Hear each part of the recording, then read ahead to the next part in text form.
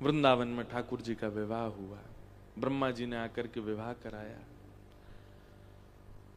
लेकिन हम आप सब लोगों, हमारा सीमित रूप है रसिकों का। हम रसिक ज्यादा लोग नहीं है संसार में, पर संसारी लोग बहुत ज्यादा हैं, इसलिए उनके लिए ठाकुर जी ने पूरी एक मानवीय लीला जैसी रचना की। और उनके चित्त में किसी भी प्रकार का भाव, द्वेष या किसी भी प्रकार का और आक्षेप ना आवे, इसलिए ठाकुर जी ने रुक्मिणी जी से विवाह किया। भगवान द्वारिका लीला किए, रुक्मिणी जी के साथ विवाह हुआ। रुक्मिणी विवाह के बाद भगवान का दूसरा विवाह जामवंत की पुत्री जामवती के साथ हुआ। तीसरा विवाह ठाकुर जी का सत्यभामा की पुत्री, सत्राजित की पुत्री सत्यभामा से हुआ। अब यहां बीच में सिमंतक मणि का एक उपाख्यान आता है, बहुत सुंदर। पाप के पिताजी का नाम है लोभ। अगर लोभ आपके चित्त में आ गया है तो निश्चित है लोभ के आते ही सारे अवगुण आते जाएंगे। कोई एक ऐसी बीमारी अगर हमको हो जाए जिस बीमारी से सारी बीमारियां होने की आशंका होती है, ठीक वैसे ही लोभ एक ऐसा दोष है, यदि वो दोष आपके चित्त में आ गया तो सारे दोष उसके पीछे खींचे चले आएंगे। इसलिए प्रयास कीजिए कि कभी लोभ चित्त में ना आवे, और आवे तो हम एक उपाय बताते हैं बंधुओं। जैसे बीमारी होते ही दवाई खाई जाती है ना, ऐसे ही जैसे ही दोष उत्पन्न होता है ना चित्त में, उसी समय नाम जब प्रारंभ कर दिया कीजिए। लोभ कैसा होता है? किसी के पास कोई अद्भुत वस्तु है, गाड़ी है, गहने हैं, कुछ भी है, या शौहरत है, नाम है, ऐश्वर्य है, कुछ भी देख करके आपके चित्त में आया कि ये मेरा हो जाए, ये लोभ है। जैसे ये भावना आई, आपको पता है कि ये भावना आपके चित्त में आई है, उसी समय नेत्र बंद करके हरे कृष्ण कृष्ण कृष्ण हरे हरे, हरे राम राम राम हरे हरे, कृष्णाय वासुदेवाय हरे परमात्मने प्रणतः क्लेशनाशाय गोविंदाय नमो नमः। या जो भी आपको श्लोक आते हैं, महादेव का आता है, हनुमान जी का आता है, किशोरी जी का आता है, ठाकुर जी का आता है, उसी समय उसका गायन करने लग जाइए। और थोड़ी देर नेत्र बंद करके इष्ट का याद करके वह गाने के बाद फिर पुनः खोल करके देखिए, आपका लोभ प्रकट हुआ, पर आपने प्रकट होते ही औषधि पाली, नष्ट हो जाएगा। रोग पनपते कब हैं? जब रोग आने पर औषधि ना ली जाए। खांसी हो रही है और आप उसके औषधि ना लो तो धीरे धीरे धीरे वही टीबी बन जाएगा, धीरे धीरे धीरे वही कैंसर बन जाएगा, वही मृत्यु का कारण बन जाएगा। ठीक वैसे ही काम, क्रोध, लोभ, मोह, ईर्ष्या, द्वेष, अभिनिवेश, अहंता, ममता, चिंता आदि ये सारे दोष हमारे अंदर आते हैं और हम नजरअंदाज कर देते हैं। अब वो दोष भीतर आया, अब धीरे धीरे धीरे धीरे धीरे धीरे धीरे धीरे वो विकसित हो रहा है। जैसे रोग लंग्स को, किडनी को, आदि आदि ऑर्गन्स को नष्ट करते हैं, ऐसे ये रोग बुद्धि को, मन को, विचारों को नष्ट करते हैं। एंजाइटी, डिप्रेशन, चिंता, इन सबको जन्म देना प्रारंभ करते हैं। और इन रोगों की केवल एक दवाई है, हरेर नाम हरेर नाम हरेर नामैव केवलम कलौ नास्त्यैव नास्त्यैव नास्त्यैव गतिरन्यथा। कलयुग में और कोई औषधि नहीं है। लो वैक्सीन बता दी हमने आपको, लगवा लो एक एक शॉट। इसलिए आज से एक नियम बनाइए, आप सुबह नाम जप करते हैं, आप रात्रि सोने से पहले नाम जप करते हैं, आप ब्रह्म मुहूर्त में नाम जप करते हैं, आप कॉलेज जाते हुए नाम जप करते हैं, ऑफिस जाते हुए नाम जप करते हैं। ये सब एक आपका नियम जो अब तक चला रहा रखिए, पर अब नाम जप कब करना है? जैसे ही दोष का प्रादुर्भाव हो तुरंत नाम जप करना। लोभ से बचिए। अगर लोभ चित्त में आता है तो लोभ जब आता है ना तो इतना फर्क नहीं पड़ता, लेकिन आपको नहीं पता है कि वो कितना खतरनाक है। सिमंतक मणि का उपाख्यान इसी भाव से सुनाया गया एक सत्राजित नाम का यादव रहता था द्वारिका में। उसके पास एक मणि थी, उस मणि का नाम था सिमंतक मणि। और ये सिमंतक मणि उसको सूर्य ने प्रदान की थी प्रसन्न होकर के। मणि का नियम था कि रोज 3, 4, 6 घंटे उसकी पूजा करो, तो उस मणि का ऐसा प्रभाव था कि कहीं से भी हजारों किलो सोना आपके घर आएगा। भगवान को जब ये बात पता चली तो ठाकुर जी बोले, एक व्यक्ति, इसकी एक बेटी, एक इसका भाई, ये छोटा सा परिवार इनका, ये हजारों किलो सोने का अकेले क्या करेंगे? कोई प्रयोग, अरे वो एक दिन में जितना सोना मिलता है उसका भी ये पूरे जीवन भरपाई कर दें तो भी ये उसको भोग नहीं पाएंगे। क्या फायदा? उसका कोई फायदा तो हो नहीं रहा है। अति में कुछ भी अच्छा नहीं है बंधुओं। हमारे गुरुदेव कहते हैं कि अति में ज्ञान भी अच्छा नहीं है। बहुत ज्यादा ज्ञान जिन लोगों को हो जाता है ना, वो सबको मूर्ख ही समझते हैं, वो किसी को आदमी नहीं समझते। बहुत ज्यादा एजुकेशन, हायर एजुकेशन या बहुत ज्यादा डिग्रीज जिनके पास में हो जाती हैं, बहुत ही जिन्होंने जीवन में कुछ हासिल कर लेते हैं ना, उनके पैर जमीन पर टिकते नहीं है, फिर वो किसी को कुछ नहीं समझते। फिर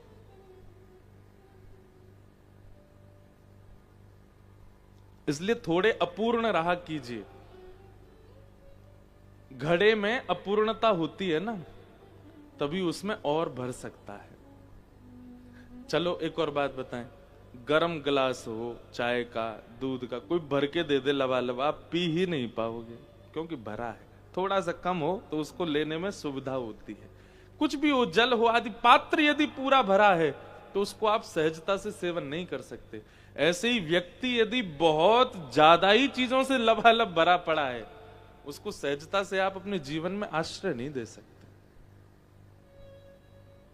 इसलिए मैं ऐसा कहता हूं, कल भी मैं एक यूनिवर्सिटी में गया, वहां के सारे बच्चे, वहां भी मैंने कहा भाई देखो बहुत बढ़िया चल रहे हो तुम लोग, कोई दिक्कत नहीं है, एक नंबर काम चल रहा है आप लोगों का, डिमोटिवेट क्यों होना? थोड़ा सा अपूर्ण रहा कीजिए। सब जानना, सब पहचानना, सब जरूरी नहीं होता है। और संसार में जीवन सबसे बड़ा गुरु है, हर दिन आपको कुछ ना कुछ सिखा देता है, और जितना सीख रहे हो ना अच्छा है। हाँ, अपने कर्तव्यों के निर्वहन के लिए, अपने कार्य की पूर्णता के लिए आपको सीखना चाहिए। पर कई लोग होते हैं उनका दिमाग कीड़ा बन जाता है, उनको सब पता होना चाहिए। उनको पॉलिटिक्स पूछ लो, उनको ये भी पता है, उनको व्यवहार पूछ लो, ये भी पता है, शादी ब्याह की पूछ लो, ये भी पता है, आध्यात्म पूछ लो, इसमें भी माहिर हैं। ऐसा व्यक्ति आप देखेंगे उसके आप बैठ नहीं पाओगे पास में। कई लोग ऐसे होते हैं, उनके बगल में बैठ जाओ तो ऐसा लगता है कि सारी एनर्जी खींच ली हो इन्होंने हमारी। मुझे तो बहुत ऐसा अनुभव होता है, मैं ज्यादा लोगों से मिलता हूं ना तो फिर मुझे बहुत कमजोरी लगने लगती है। इसलिए थोड़ा अपूर्ण रहिए, परिपूर्ण होना आवश्यक नहीं है।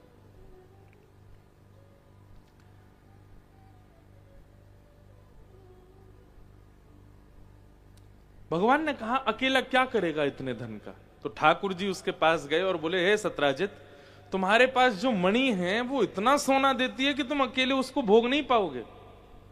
प्रतिदिन इतना सोना है कि तुम पूरा जीवन निकाल दोगे तो भी तुमसे भरपाई नहीं हो पाएगी।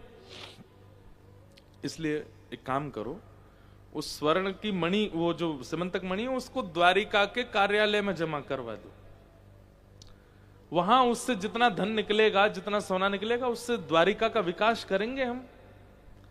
आपको पता द्वारिका कितनी बड़ी थी? भागवत जी में एक संकेत किया है जो समुद्र में डूब चुकी है। अब लोग बाग इसको मानेंगे नहीं, लेकिन ये वास्तविकता है।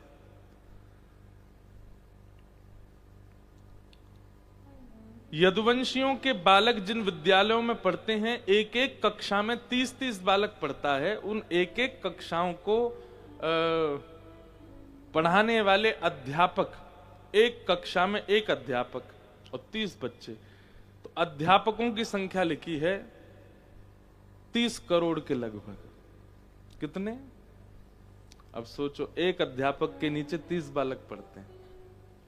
ये तो बालकों की संख्या है द्वारिका में। कितनी बड़ी है द्वारिका! वो सामान्य नहीं है जिसको हम सोचते हैं नेक्सा सा टुकड़ा होगा डूब गया। अति विशाल है द्वारिका। यदुवंश सामान्य नहीं था, जिसका नाश हुआ भगवत गमन के बाद, वो यदुवंश बहुत बड़ा था। इसीलिए तो ठाकुर जी ने उनका नाश करवाया, बोले इन सबको शक्ति मिल गई है। अच्छा देखो, मैं पहले ही सुना देता हूं यदुवंश के नाश का कारण क्या था। प्रभु श्री राम जब रावण से युद्ध करने के लिए गए, जब सुग्रीव ने बानरों की सेना बुलाई, रीछ बुलाए, आदि आदि सब बुलाए,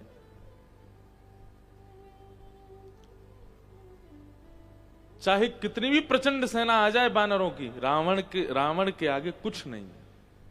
रावण इतना भयावह, इतना भयानक राक्षस था और उसकी सेना इतनी प्रबल थी कि उनसे कोई बानरों की सेना, मानवों की सेना लड़े तो समझ आए, बानरों की सेना। तो क्या हुआ था, भगवान श्री राम ने एक रात्रि में सब बानरों को देखा और जैसा बल भगवत तत्व में होता है, 6 गुण जिसमें उसको भगवान कहते हैं, ऐसे 6 गुणों से युक्त समस्त बानरों को कर दिया। मतलब प्रभु श्री राम के समान बलवान सारे बानर हो चुके थे राम रावण युद्ध में।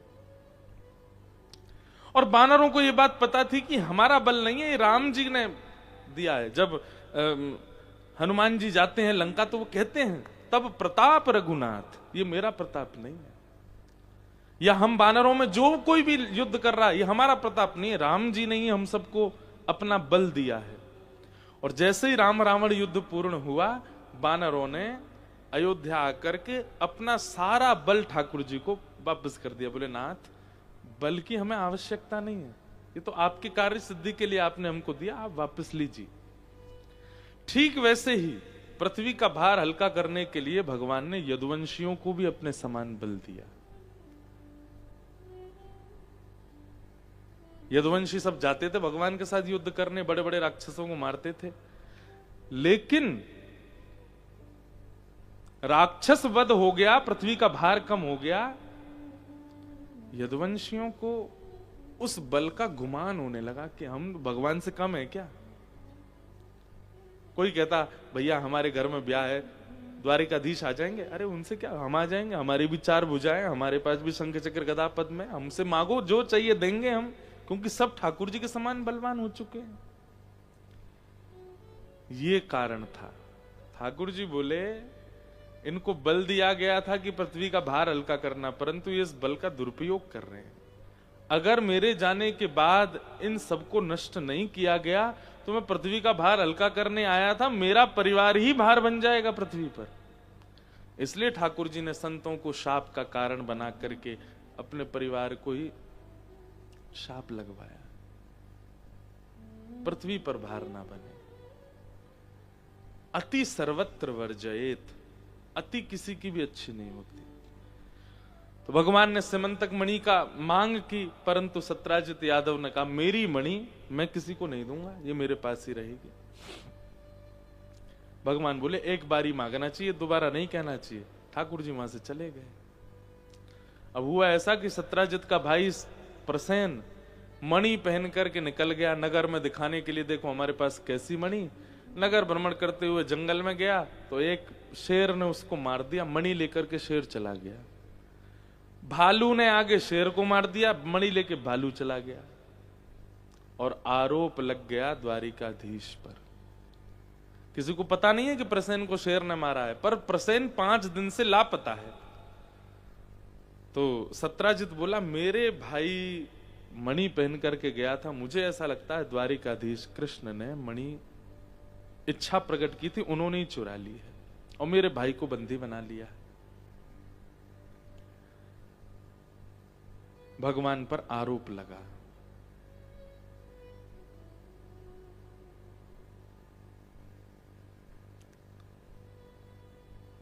हम चाहे वही हो जरूरी नहीं, हम चाहे वही हो जरूरी नहीं, आशाएं कभी हुई पूरी नहीं, आशाएं कभी हुई पूरी नहीं। यह क्या सोच करे पागल मनवा, जो बीत गया सो बीत गया, क्या सोच करे पागल मनवा, जो बीत गया। बहुत सुंदर पंक्ति। बीत गया इस झूठे जग का खेल ही क्या, कोई हार गया कोई जीत गया। इस झूठे जग का खेल ही क्या, कोई हार गया कोई जीत गया। ये संसार है बंधुओं। इस पृथ्वी पर आने पर जब प्रभु श्री राम और कृष्ण पर भी लोग प्रश्न चिन्ह उठाते हैं तो हम तो मानव हैं। द्वारिका बसाई श्री कृष्ण ने, द्वारिका के लोगों को लेकर के श्री कृष्ण आए, सबके भले की सोच रहे हैं श्री कृष्ण। पर आज द्वारिका के लोगों ने श्री कृष्ण पर उंगली उठाने से पहले एक बार भी नहीं सोचा। सब द्वारिका के लोग बोले हो सकता है कि इन्होंने ही मणि चुराई हो। भगवान को जब ये बात पता चली कि पूरी द्वारिका भगवान पर संशय कर रही है, ठाकुर जी कहते हैं यही संसार है। यहां आप कितना भी कर मिटिए, कितना भी कर लीजिए, आपकी इतनी सी चूक और आपके जीवन के किए हुए सारे सत्कर्मों को भूल जाते हैं लोग, वो याद नहीं रखेंगे। लेकिन आपने एक क्षण में जो गलती की है उसको कह कह करके, याद कर करके आपके अंतिम दिन तक, अंतिम श्वास तक, अरे कहां तक कहें, जब व्यक्ति मर रहा होता है और उसका शमशान पर शव जल रहा होता है तब भी चार लोग कह रहे हो यार आदमी तो अच्छा था, बढ़िया था, इसने ऐसे किया था वैसे किया, फिर एक निकल के आएगा वो सब छोड़, वो भूल गए तुम, ऐसा भी तो किया था इसने। माता पिता बहुत दुखी थे इसके, पत्नी को बहुत परेशान किया, बच्चे ऐसे। वहां पर भी लोग एक बात जो आपने गलत कर दी जीवन में उसी को ही बोलेंगे। ठाकुर जी ने क्या किया द्वारिका के लोगों के लिए, ये द्वारिका के लोगों को नहीं समझ आया। लेकिन आज एक झूठी खबर फैल गई कि भाई मणि भगवान ने चुरा ली, तो सबने मोहर लगा दी, हाँ चुराई होगी निश्चित ही।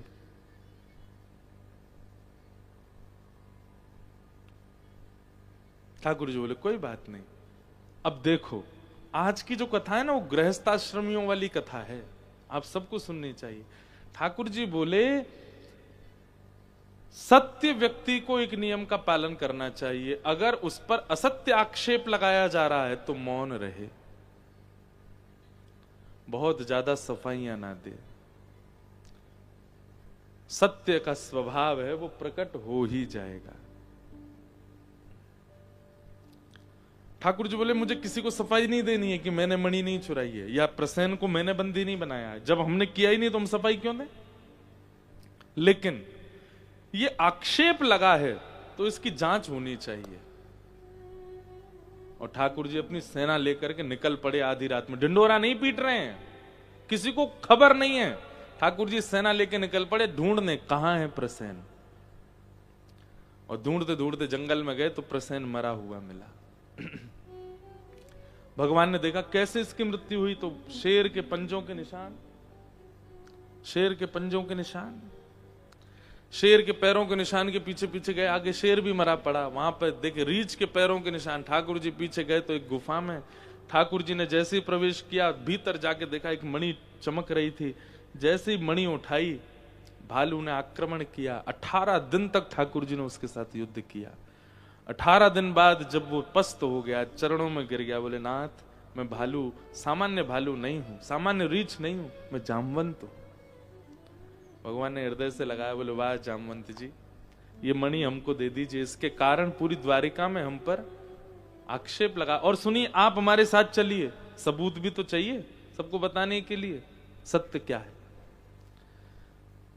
जामवंत जी बोले नाथ अब द्वार पे आ ही गए हो तो एक कृपा कर जाओ। बोले क्या? दोनों हाथ आगे करो। भगवान ने दोनों हाथ आगे किए तो जामवंत जी भीतर से अपनी बेटी को लेके आए और अपनी पुत्री का हाथ ठाकुर जी के हाथ में रखा। भगवान बोले एक कलंक हटेगा दूसरा लगेगा। बोले इंसान खत्म हो गए संसार में। ठाकुर जी भालू की बेटी से ब्याह करके आए हैं। और कई संत तो कहते हैं कि जामवती जो थी वो रीछों जैसी ही थी, तो ठाकुर जी को देखे घुरा हो रही थी। ठाकुर जी बोले कहां रुक्मणी और कहां ये जामवती, थोड़ी हम पे दया कर लो जामवंत जी, ऐसा मत करो। बोले देखिए ये मर्यादा वर्यादाएं, इंसानों से ब्याह करना आदि, ये सब आपका राम युग में था, अब आप लीला पुरुषोत्तम हो, कृपा करके मेरी पुत्री को स्वीकार कीजिए। और भगवान ने जामवंत जी की पुत्री जामवती को स्वीकार किया। दूसरा विवाह ठाकुर जी का जामवती के साथ हुआ। द्वारिका आकर के ठाकुर जी ने मणि दिखाई और सब प्रस्तावित हो गया कि भाई मणि ठाकुर जी पर नहीं थी। द्वारिका के लोग रोने लगे, भगवान हमको क्षमा कर दो, हमने बहुत बड़ा अपराध कर दिया, आप पर आक्षेप लगाया। भगवान बोले कोई बात नहीं। अब आक्षेप उल्टा हो गया, जिसने खबर फैलाई थी कि भगवान ने मणि चुराई, अब लोग उसको ही गाली देने लगे। संसार भी वास्तव में बड़ा विचित्र है, नारेबाजी वाले लोग हैं हम, जहां की तरफ पल्ला भारी वहीं का नारा भारी। अब सब उसको गाली देने लगे, तेने हमारे भगवान के ऊपर आक्षेप लगाया, एक बार भी नहीं सोचा, तुमने इतना बड़ा वो कर दिया, आदि आदि सब उसको डांटने लगे। सत्राजित बोला मेरा तो निकलना दुष्कर हो गया, क्या करूं, द्वारिका के लोग मुझे मारने डोल रहे हैं। तब उसने सोचा अगर मेरी बेटी का ब्याह भगवान कृष्ण से हो जाए और ये मेरे संबंधी हो जाएं, तो अब देखो विवाह प्रमुख नहीं है, नाम बचना चाहिए हमारा। जबकि सत्राजित की बेटी जो सत्यभामा थी वो पहले से ही ठाकुर जी से ब्याह करना चाहती थी, तो सत्राजित कहता था तेरा ब्याह अरे गहरे से नहीं करूंगा मैं, तेरा ब्याह तो एक सतधनवा नाम का व्यक्ति था। अब देखो भागवत जी में इतने पात्र हैं, लिखते लिखते डायरियां बढ़ जाती हैं और सब याद और रखने पड़ते हैं। सतधनवा, सतधनवा से सत्यभामा की पहले सगाई हो चुकी थी, शादी होने वाली थी, और उस बीच में पिताजी क्या कह रहे हैं, अब सतधनवा से नहीं, अब तो कृष्ण से ही ब्याह होगा तुम्हारा, क्योंकि मेरा नाम बच जाएगा। सत्यभामा जी का ब्याह भगवान के सामने रखा। ठाकुर जी बोले वो तो पहले से ही चाहती थी ब्याह करना, आप ही नहीं करा रहे थे, लाओ करा दो। ठाकुर जी तैयार बैठे। और तीसरा ब्याह भगवान का सत्यभामा के साथ हुआ। एक बढ़िया से पात्र में सजा करके रेशमी कपड़ा में मणि लेके आया सत्राजित। बोले नाथ ये दहेज है। भगवान बोले इसको ले जाओ मेरे से दूर, ये नहीं चाहिए मुझे, इसको मत लाना मेरे पास, हम पुत्री आ गई आपकी बहुत है, बस ये नहीं चाहिए। बंधु दहेज क्या है पता है आपको? पिता की दो संपत्ति होती है, चल और अचल। पिता की अचल संपत्ति पर अधिकार होता है पुत्र का, लेकिन अधिकार नहीं होता, पिता चाहे तो अधिकार होता है। जैसे प्रॉपर्टीज हो गई, घर हो गया, ये पुत्र के नाम जाता है। और पिता की जो चल संपत्ति है इस पर अधिकार होता है पुत्री का। लेकिन इन दोनों के विभाजन में पिता की इच्छा प्रधान है, वो क्या देना चाहता है, कितना। पुत्र पुत्री नहीं कह सकते लड़के हमें दो। दहेज प्रथा बुरी नहीं है, उसको बुरा बना दिया है। क्यों? क्योंकि तीसरी पार्टी बोलती है कि हमें ये चाहिए, उनका तो अधिकार ही नहीं है कुछ बोलने का। दहेज प्रथा में ये था कि पिता अपनी पुत्री को दूसरे घर भेज रहा है, विवाह कर रहा है, तो अपनी पुत्री के सुख के लिए पिता ही विचार करता था, मैं इसको ये दूं, बधाई के रूप में, चल संपत्ति। पर अब ये बिगड़ कब से गया? जब से डिमांडिंग हो गई। भगवान ने दहेज लेने से मना कर दिया। अब एक नई घटना घट गई। क्या? सतधनवा जिससे सगाई हो गई थी सत्यभामा की, उसको पता चला कि मेरा ब्याह तो टूट गया, मेरी मंगेतर से तो ब्याह कर लिया कृष्ण ने। तो उसने ये जांच नहीं करवाई क्या हुआ क्या नहीं हुआ, उसने जांच क्या करवाई, मणि कहां ये बताओ, उसी के लिए तो हम ब्याह कर रहे थे। तो बोले मणि दी गई कृष्ण को दहेज में, लेकिन उन्होंने ली नहीं है, तुम्हारे जो एक्स ससुर जी थे उन्हीं के पास है। तो सत धनवा ने रात में मुंह पर कपड़ा अपड़ा बांध करके तलवार वलवार लेके छुप छुपा के चोरों के भांति अपने पूर्व ससुराल पहुंचा और सोते हुए सत्यराजित का वध कर दिया और वध करके मणि चुरा के वहां से भाग गया। अगले दिन प्रातःकाल का समय भगवान स्वधर्मा सभा में बैठे थे, तभी देखा कि नई नई अभी ब्याह हुआ है, सत्यभामा रोती हुई आई। ठाकुर जी बोले क्या हो गया? बोले पिताजी को मार दिया सत्यधनवा ने। तो ऐसा वर्णन करते हैं ठाकुर जी इतना रोए इतना रोए इतना रोए। मेरे ससुर जी मुझसे बहुत प्यार करते थे, चले गए बेचारे। इतना रोए कि सत्यभामा के मन में आया, मुझे पता है आप बहुत प्रेम करते हो मेरे पिता। हाँ देवी, मैं क्या बताऊं, मुझे वसुदेव जी से भी ज्यादा प्रिय थे वो। ठाकुर जी तो चाह रहे थे कि इसकी नजर में हम बढ़िया बने रहें।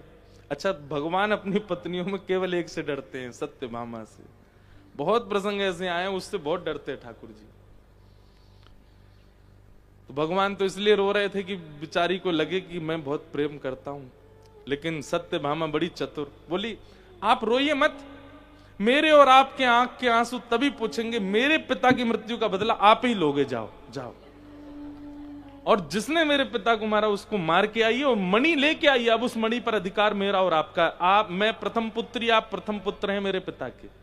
भगवान बोले ये मणि कब जाएगी मेरे जीवन से? ये जब से मणि आई है ठाकुर जी आज बहुत एग्जॉशन में आ गए अपनी।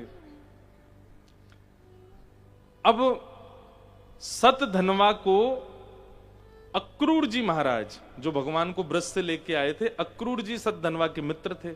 सतधनवा ने किसी को नहीं बताया, उन्हीं को था। बोले मैंने अपने पुराने ससुर जी को मार दिया और मणि चुरा लाया हूं। बोले सुन, तू जानता है तेरे ससुर जी नहीं, उनका दामाद कौन है? कृष्ण। वो तुझे जीवित नहीं छोड़ेंगे। बोले क्या करूं? बोले काम कर, तू मणि मुझे दे दे और तू भाग जा। अगर तू पकड़ा भी गया, मणि तेरे पास नहीं मिली, तो कम से कम जीवित तो रहेगा। वो मणि दे दी अक्रूर जी को, वो भागा। भगवान ने उसका पता कराया, पता करके उसको ढूंढा, ढूंढ करके जैसे ही उसका जांच करी, नहीं मिली, तो ठाकुर जी को तो क्रोध था, मार दिया उसको। लेकिन मणि नहीं मिली। सब जगह उसका घर आदि सब छान लिया, कहीं मणि नहीं मिली। ठाकुर जी खाली हाथ लौट करके आ गए द्वारिका। द्वारिका जैसी आए तो द्वार पे ही खड़ी थी सत्यभामा। आपने मारा मेरे पिता के हत्यारे को? भगवान बोले हाँ हमने मार दिया, प्रजा ने सबूत दे दिया, हाँ मार के आए हैं। अच्छा लाइए मणि दे दीजिए, मैं रख दूं उसको तिजोरी में। ठाकुर जी बोले वही बात थी देवी, बताना चाह रहा था, मणि नहीं मिली उसके पास। तो कहां गई मणि? बोले पता नहीं, मैंने तो बहुत सब उसके जो भी ठिकाने थे सब जगह देख लिया, मणि नहीं थी उसके पास। सत्यभामा के नेत्र बंद हो गए और नेत्र बंद करके सत्यभामा भी मन में सोचने लगी, मणि पर नजर तो इनकी पहले से थी, हो सकता है इन्होंने कहीं छुपा ली हो ताकि मैं ना अपना अधिकार मांगूं। और कहीं रुक्मणी आदि भी तो है ना पटरानियां, सबकी भरपाई करनी है इनको। ये बहुत चतुर हैं। ऐसा ऐसा ठाकुर जी के लिए सोचने लगी। ठाकुर जी तो अंतर्यामी हैं। भगवान बोले भैया संसार के लोग सावधान हो जाओ, सगी पत्नी भी आप पर संशय कर सकती है, ये संसार का नियम है। और 1 वर्ष तक सत्यभामा ने भगवान से बात नहीं की। ठाकुर जी जाते थे सत्यभामा के पास तो बस बैठती उठती, कुछ चर्चा नहीं करती। उसके मन में था कि इन्होंने मणि रख ली है। लेकिन ठाकुर जी भी बड़े चिंतित थे, अब क्या करें, नहीं समझ रहा, अब कहां तक हम सबूत देते रहे कि हमने नहीं किया कुछ भी। एक दिन की बात, एक ब्राह्मण आया द्वारिका, उसकी 5 उंगलियों में सोने की अंगूठी, जे मोटे मोटे महाराज कड़ूला, कमर में करदनी, सोने का ही जनेऊ और गले में मालाएं पहन करके खूब सारा स्वर्ण लटकाए ब्राह्मण आया। ठाकुर जी तो ब्राह्मणों का सत्कार करते। भगवान बोला आइए आइए आइए, वाह वाह वाह भैया, इतना सोना पहन, ब्राह्मण इतना सोना पहन के घूमता नहीं है, आप घूम रहे हैं। कौन दानदाता है? अरे महाराज आपके काका जी अक्रूर जी, वे रोज ब्राह्मण भोज कराते हैं और सोने की थाली, सोने की कटोरी, सोने की चम्मच, सोने के गिलास, उसी में प्रसाद पवाते हैं और फिर कहते हैं दक्षिणा में थाली वाली सब ले जाओ साथ में। और महाराज हर दिन नए नए ब्राह्मणों को कराते हैं। बोले अक्रूर जी का कौन सा व्यापार चालू हुआ, इतना धन।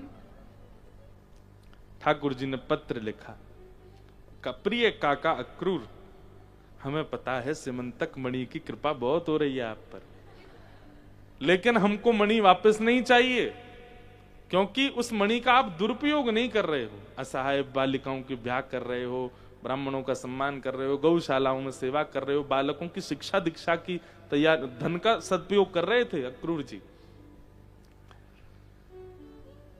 हम बस इतना चाहते हैं आप मणि लेके द्वारिका आके एक बार सबको बता दीजिए कि मणि आपके पास है। तब अक्रूर जी आए। भगवान ने पूरी सभा बैठा रखी थी, सारी पत्नियां बैठी थी भगवान की, अभी तक तीन ब्याह हो गए ठाकुर जी के। वो सबके सामने अक्रूर जी ने मणि दिखा करके पूरा विवरण दिया। अब सत्यभामा को खेद हुआ। ठाकुर जी से बोली मुझे क्षमा कर दो। भगवान बोले कोई दिक्कत नहीं, ये संसार का नियम है। यहां अत्यंत घनिष्ठ व्यक्ति भी कभी कभी आपको कुदृष्टि से देखेगा। इसलिए भैया बिन गोपाल को नहीं अपनो, किसको अपना मान रहे हो आप? एक गलती जानबूझ के मत करिए, बस ऐसी देखने के लिए। संग वाले का रिएक्शन क्या, करके देख लीजिए।